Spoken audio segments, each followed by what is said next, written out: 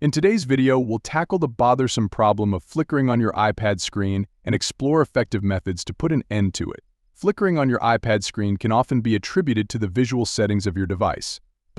When settings such as motion and transparency are set too high, it can result in a flickering effect as you navigate between apps. Here's how to adjust these settings. Access the settings icon on your iPad's home screen. Select General, then tap on Accessibility. Choose Display and Text Size. Shift the button to enable Reduce Transparency.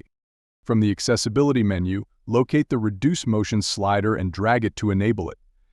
Check if the flickering has ceased after making these adjustments. Alternatively, flickering may also stem from a software issue.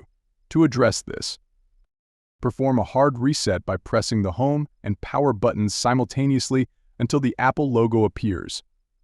Release both buttons once the logo is displayed. Check if the issue persists after the reset. If the flickering on your screen persists despite these efforts, it may be indicative of a deeper software or hardware problem.